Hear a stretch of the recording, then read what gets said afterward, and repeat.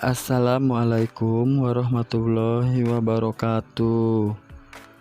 Pada hari ini, Bapak akan memberikan pelajaran teks biografi.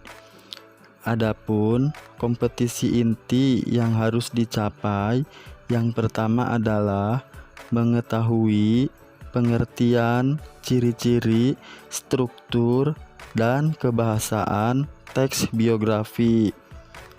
Yang kedua, memahami struktur teks biografi. Yang ketiga, mampu mengaplikasikan teks biografi dalam kehidupan sehari-hari.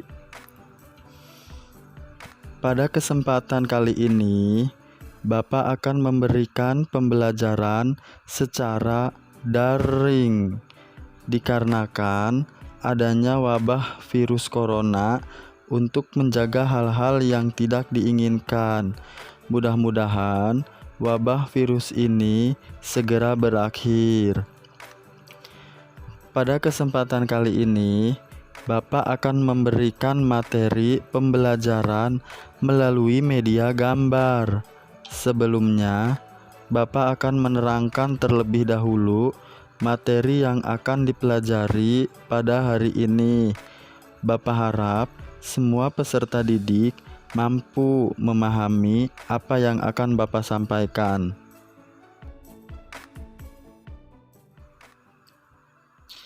Baiklah, yang pertama, Bapak akan menerangkan pengertian teks biografi.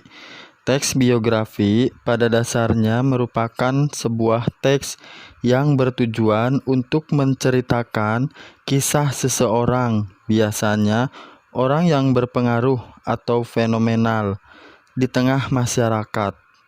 Teks biografi bertujuan untuk mengedukasi masyarakat terkait berbagai sisi dari sebuah tokoh. Sisi itu tidak selalu sisi baik ataupun buruk yang sudah familiar di tengah masyarakat. Jadi kesimpulannya, teks biografi itu menceritakan sebuah kisah seseorang yang menjadi tokoh, misalnya presiden, dokter, profesor, insinyur, wali kota, bupati. Nah, itu biografi tersebut menceritakan seseorang yang fenomenal di tengah-tengah masyarakat. Yang kedua, Bapak akan menjelaskan tentang ciri-ciri teks biografi. Ciri teks biografi terbagi menjadi 3. Yang pertama, memuat fakta. Yang kedua, strukturnya jelas. Dan yang ketiga, bahasanya yang lugas. Yang pertama, memuat fakta. Teks biografi bukanlah teks fiksi. Ia menggambarkan kenyataan dari tokoh tersebut, tetapi disampaikan secara naratif. Apapun yang tertulis di dalam sebuah teks biografi haruslah berdasarkan fakta yang ada. Jadi, jika kita akan menulis sebuah teks biografi, kita tidak boleh mengarang. Kita harus benar-benar memasukkan data yang real. Maka dengan itu, jika kita akan menulis teks biografi, kita harus benar-benar melakukan observasi dengan sangat matang. Yang selanjutnya, ada struktur jelas. Struktur dalam sebuah teks biografi haruslah jelas, jangan membingungkan pembaca.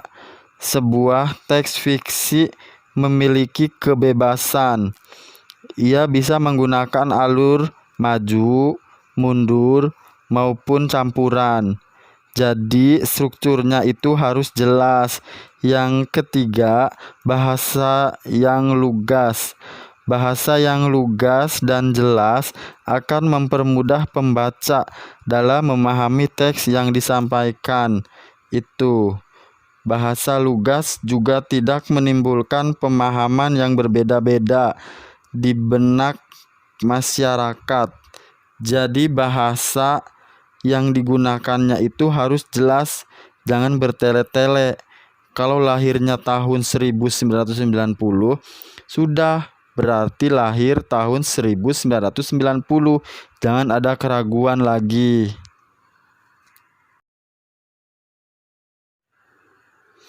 Yang ketiga, Bapak akan menjelaskan tentang struktur teks biografi. Struktur teks biografi terdiri atas 3. Yang pertama, orientasi. Yang kedua, peristiwa dan masalah. Dan yang ketiga, reorientasi. Apa itu orientasi? Orientasi merupakan pengenalan dari suatu tokoh. Orientasi pada bagian awal sebuah teks harus memperkenalkan tentang gambaran awal dari seorang tokoh. Orientasi membuat alasan salah satu tentang mengapa penting bagi pembaca untuk mengenal tokoh tersebut.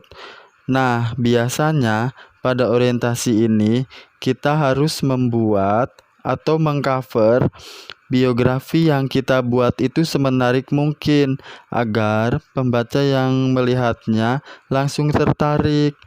Kenapa kita harus tahu biografinya Jokowi? Nah, karena Jokowi itu seorang presiden. Jadi kita harus pintar-pintar menulis teks biografi yang sekiranya diminati oleh pembaca. Yang kedua, ada peristiwa dan masalah.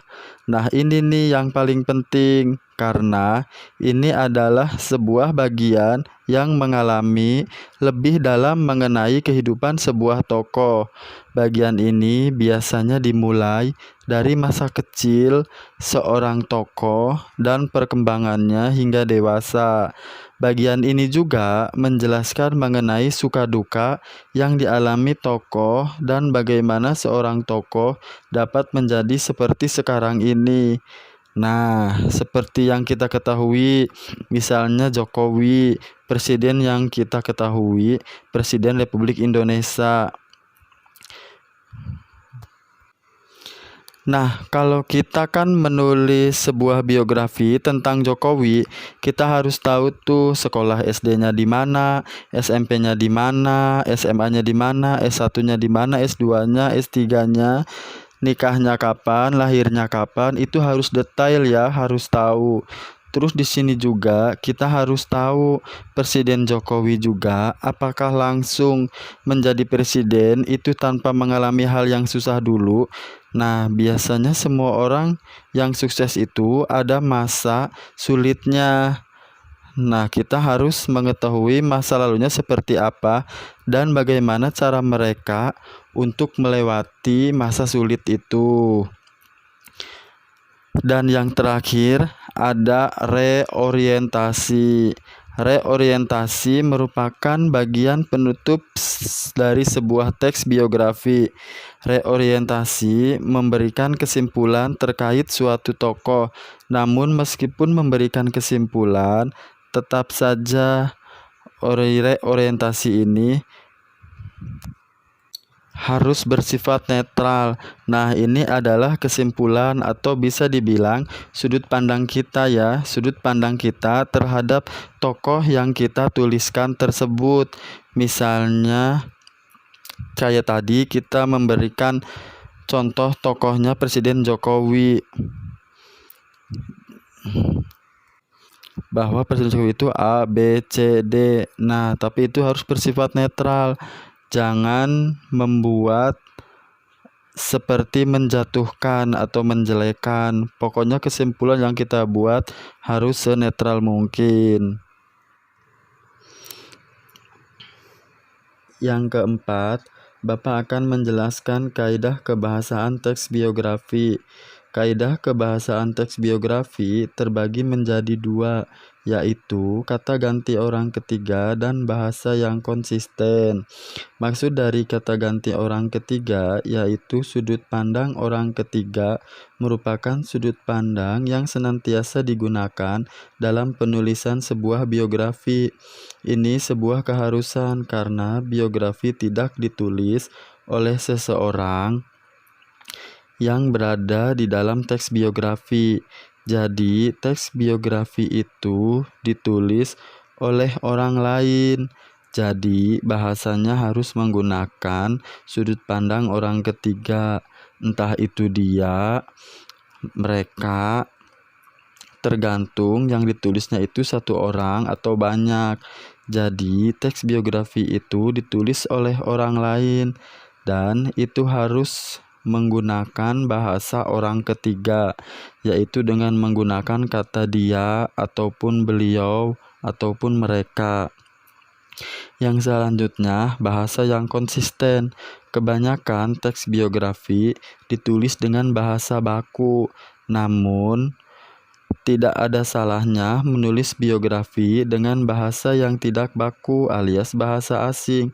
Tentu ini tergantung dari tokohnya yang diulas besar-besarnya media biografi yang dibuat. Kebanyakan kita menemukan teks biografi ini menggunakan bahasa yang baku, tetapi boleh saja kita menggunakan bahasa yang slang atau bahasa yang gaul.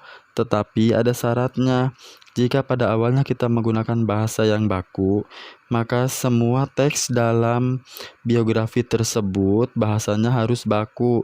Dan jika kita mau menggunakan bahasa slang, maka semua bahasa yang terdapat dalam teks biografi tersebut harus menggunakan bahasa slang atau bisa juga disebut juga bahasa gaul. Tergantung kita menceritakannya siapa. Kalau kita menceritakannya seorang presiden, gak mungkin kita menggunakan bahasa slang, pasti menggunakan bahasa yang baku. Beda lagi jika kita menceritakan seorang motivator atau seorang komedian, bisa saja kita menggunakan bahasa yang slang. Baiklah, semua materi sudah Bapak sampaikan. Untuk selanjutnya, Bapak akan memberikan sebuah contoh teks biografi. Bapak akan memberikan contoh biografi seseorang yang pasti semua orang di Indonesia pasti mengenali beliau. Orang nomor 1 di Indonesia yaitu Bapak Insinyur Haji Joko Widodo, Presiden Republik Indonesia. Silahkan kalian perhatikan dan amati tayangan yang akan Bapak tampilkan berikut ini. Kepada seluruh peserta didik diharapkan memperhatikan video yang akan Bapak tayangkan pada saat ini.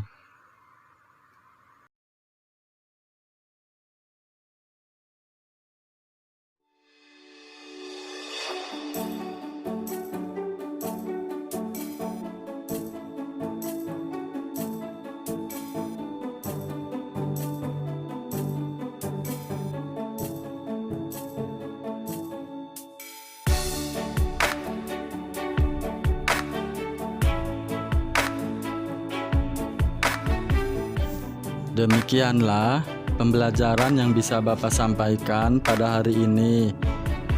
Agar kalian bisa memahami apa yang sudah Bapak sampaikan, Bapak akan memberikan tugas kepada kalian untuk menganalisis teks biografi tokoh idola kalian. Kumpulkan dalam bentuk video. Mohon maaf apabila ada kata-kata dari Bapak yang kurang berkenan. Bapak tutup dengan kata hamdalah. Wabillahi taufiq wal hidayah. Wassalamualaikum warahmatullahi wabarakatuh.